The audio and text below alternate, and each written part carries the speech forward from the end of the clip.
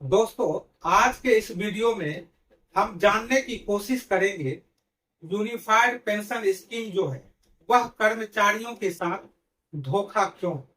क्योंकि unified pension scheme में ऐसे ऐसे प्रावधान हैं जो कर्मचारियों के हितों के खिलाफ। सरकार का यह दावा था कि जो यूनिफाइड पेंशन स्कीम है वह ओल्ड पेंशन स्कीम के तर्ज पर है। कहने का मतलब यह हुआ कि यूपीएस में जो पेंशन की सुविधाएं हैं वह ओल्ड पेंशन स्कीम की तरह की सुविधाएं हैं।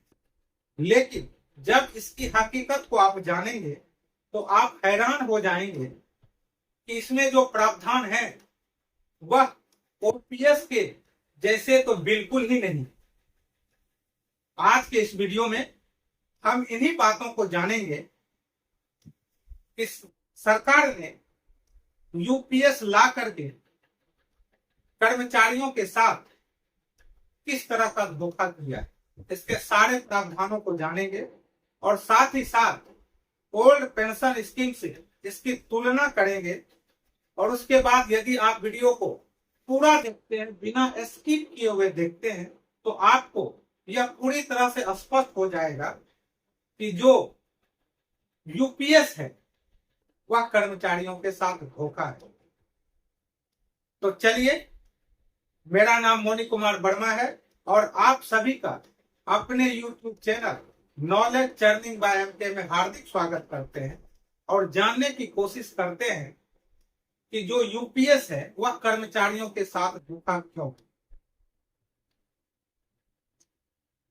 दोस्तों, कोई भी पेंशन स्कीम है उसका लाभ कर्मचारी तीन तरीके से उठाता है।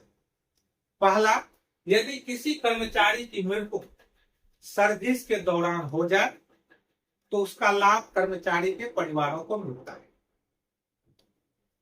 दूसरा, यदि कोई कर्मचारी वॉलेंटरी रिटायरमेंट लेना चाहता है, स्वैच्छिक अवकाश लेना चाहता है, वह जो पेंशन सिस्टम है उसे भविष्य में किस तरह की मदद करेगा, किस तरह की सुविधाएं प्रदान करेगा, यह भी इंपॉर्टेंट हो जाता है।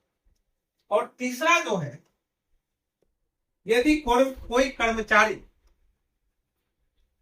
60 वर्षों के बाद रिटायर्ड होता है तो पेंशन स्कीम जो है किस तरह का लाभ पहुंचाएगा कर्मचारी के और उसके फैमिली को, इसके बारे में हम विस्तार से चर्चा करेंगे। तब आपको स्पष्ट हो जाएगा कि जो यूपीएस है वह ओल्ड पेंशन स्कीम के जैसा तो बिल्कुल भी नहीं। तो चलिए जानने की कोशिश करते हैं। दोस्तों, जब कोई कर्मचारी की मृत्यु सर्विस के दौरान हो जाती है तो ओल्ड पेंशन स्कीम में जिस तरह की सुविधा थी, यूपीएस और एनपीएस में भी ऐसी सुविधाएं प्रदान की गई। बशर्ते आपको सेलेक्ट करना पड़ेगा कि आप जो है किस तरह की सुविधाएं लेना चाहते हैं। और यह सिलेक्शन जो है केवल कर्मचारी कर सकता है, वह भी सर्विस के दौरान कर सकता है। लेकिन कर्मचारी का परिवार जो है इस तरह का सिलेक्शन नहीं कर सकता। इसलिए कर्मचारी को सबसे पहले, यदि कोई एनपीएस में है या यूपीएस में है, तो सबसे पहले उसे ये सेलेक्ट कर लेना चाहिए कि उसे किस तरह की पेंशन चाहिए, ओल्ड पेंशन टाइप, या यदि आप यूपीएस में है तो यूपीएस टाइप, और यदि आप एनपीएस में है तो एनपीएस टाइप। जानने की कोशिश करते हैं कि जो ओपीएस टाइप का पेंशन, यदि किसी कर्मचारी की मृत्यु सर्विस के दौरान हो जाती थी तो ओपीएस में जो प्रावधान था उसमें जो कर्मचारी का जिस समय उसकी मृत्यु हुई उस समय उसका जो बेसिक था उसका आधा उसके फैमिली को 10 वर्षों तक मिलता था और उस पर डी। फिर 10 वर्ष के बाद जो कर्मचारी का बेसिक था उसका 30% जो है उसके परिवार को जीवन पर्यंत मिलता था। और वही सुविधा जो है यूपीएस में, यदि आप ओल्ड पेंशन टाइप का चुनते हैं, और एनपीएस में भी है यदि आप ओल्ड पेंशन टाइप का चुनते हैं। तो यहाँ जो है, जो लाभ ओपीएस में था वही लाभ एनपीएस में भी है और यूपीएस में है, यहाँ कोई अंतर नहीं है। अब यदि आप वॉलेंट्री रिटायरमेंट लेना चाहते हैं और आपने यूपीएस को चुना है या एनपीएस को चुना है, तो एनपीएस में तो सब कुछ मार्केट लिंक्ड है, तो उसकी चर्चा हम यहाँ नहीं करते। यदि आप यूपीएस चुनेंगे तो आपको क्या मिलने वाला है, तो आप अंतर समझिए। ओल्ड पेंशन स्कीम में क्या होता था, 20 वर्ष के बाद कर्मचारी जो है वॉलेंट्री रिटायरमेंट ले सकता था। तो 20 वर्ष के बाद जब कर्मचारी वॉलेंट्री रिटायरमेंट लेता था तो उस समय उसका जो बेसिक था उसका आधा प्लस डीए पेंशन के रूप में मिलता था। साथ ही साथ जो लमसम राशि मिलती थी जो वो पीएफ में जमा करता था। यदि मान लीजिए कोई कर्मचारी हर एक महीने पीएफ में 10,000 रुपये जमा करता है और उसने 20 वर्षों की सर्विस की है, इसका मतलब ये हुआ कि 10,000 एक साल में जमा राशि जो है 10 को आप 12 से गुना कर दीजिए और 20 वर्ष से गुना कर दीजिए, ये राशि जो है लगभग 35 लाख होता है। तो कितनी बड़ी राशि जो है, जब कोई कर्मचारी ओपीएस के तहत वॉलेंट्री रिटायरमेंट लेता था तो उसको कम से कम 35 लाख रुपये मिलते थे।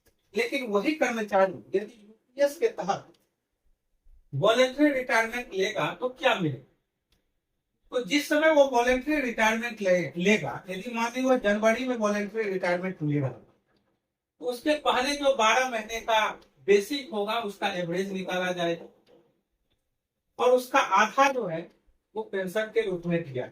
अब यहाँ देखिए, यहाँ कर्मचारी का जो लास्ट पेमेंट था उसका आधा लिया जाता था।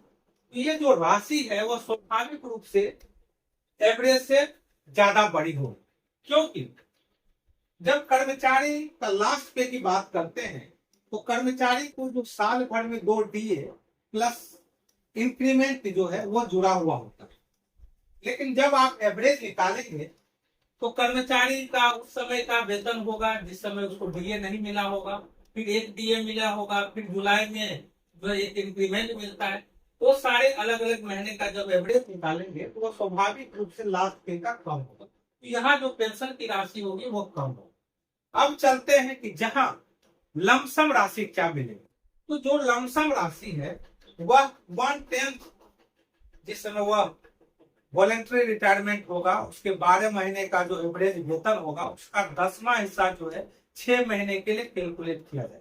यदि मान लीजिए जिस समय कर्मचारी वॉलेंट्री रिटायरमेंट लेता है उसका 10वां हिस्सा जो है 1 लाख रुपया, यदि उसका एवरेज बेसिक आता है तो उसका 10वां हिस्सा 10,000 रुपये होता है और उसने 20 वर्षों के बाद वॉलेंट्री रिटायरमेंट ली है तो यह जो राशि है 6 महीने के लिए कैलकुलेट की जाती है। तो 20 वर्ष में जो है 6 महीने कितने होंगे, तो 20 को 2 से गुना कर दीजिए, 40 होंगे, तो 10,000 गुना 40 यानी लमसम राशि जो मिलेगी वो 4 लाख रुपये मिलेगी। कहाँ ओपीएस में 35 लाख रुपये मिलता है और कहाँ जो है यूपीएस में 4 लाख। तो अभी आपने देखा कि जो है कितनी राशि का अंतर हो जाता है यदि आप यूपीएस के तहत वॉलेंट्री रिटायरमेंट लेते हैं। अब हम जानते हैं कि कोई कर्मचारी 60 वर्षों के बाद यदि यूपीएस के तहत रिटायर होगा तो उसे पेंशन और लमसम राशि क्या मिलेगी और ओपीएस में क्या मिलता है। तो सबसे पहले हम ओपीएस की बात करते हैं। जब कोई कर्मचारी मान लीजिए 30 वर्षों के बाद रिटायर होता था तो उस समय उसका जो बेसिक होता था उसका आधा प्लस डीए उसके पेंशन के रूप में मिलता था और वह पीएफ में जो राशि जमा करता है, मान लीजिए 10,000 रुपये वो जमा कर रहा है तो हर एक महीने 10,000 रुपये जमा कर रहा है और उसने 30 वर्षों की नौकरी की है तो उसकी जो जमा राशि होगी वह 10,000 गुना 12 गुना 30, ये लगभग जो है जमा राशि 40 लाख के आसपास होगी, उससे ज्यादा या कम होगी और उस पर जो 6 या 7% का एवरेज इंटरेस्ट है वो राशि मोटा मोटी 55 लाख के आसपास होगी। तो जब कोई कर्मचारी ओपीएस के तहत रिटायर्ड होगा तो उसको पेंशन जो है वो भी ज्यादा मिलेगा और लमसम राशि बहुत ज्यादा मिलेगा।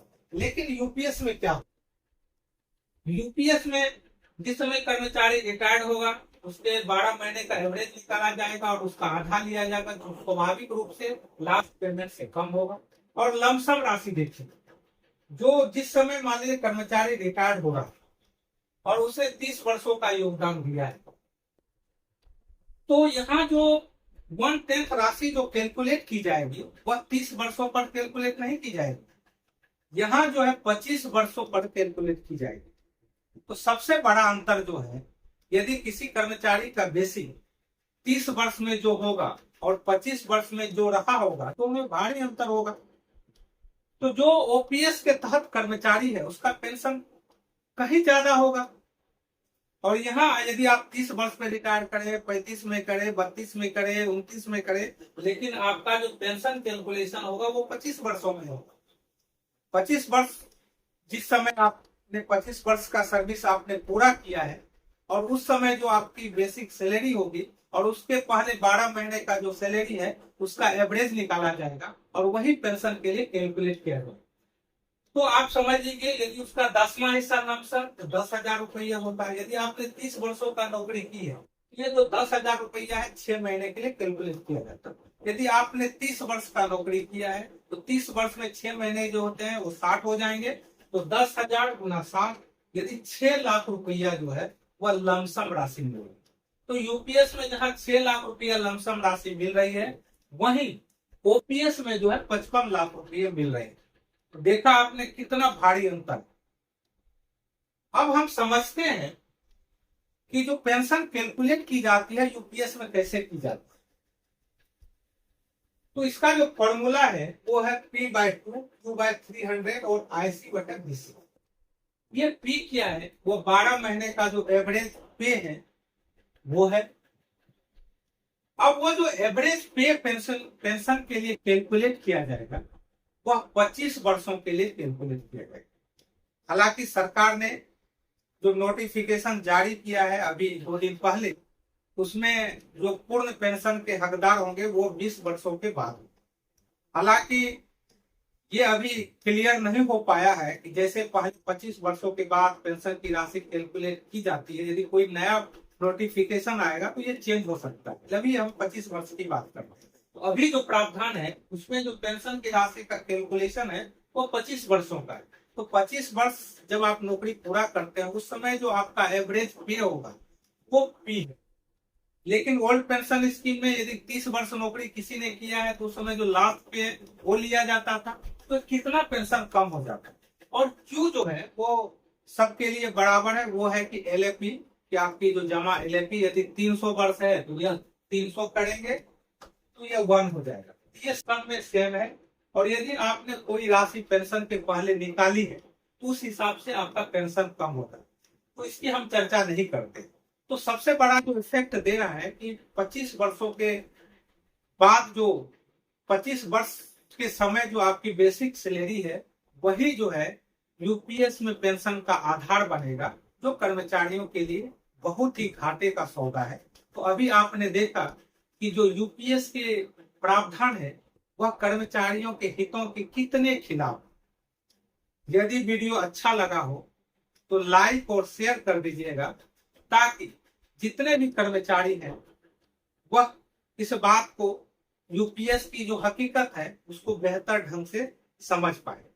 और साथ ही साथ चैनल को सब्सक्राइब करना नहीं भूलिएगा, क्योंकि ऐसे ही बहुमूल्य वीडियो जो आपके हितों की है हम लाते रहते हैं, ताकि इसका लाभ आपको मिले। इसलिए इस वीडियो को सब्सक्राइब करना आप बिल्कुल नहीं भूलेंगे। और इस तरह की ही वीडियो आगे भी हम लाते रहेंगे। तब तक के लिए जय हिंद, जय भारत।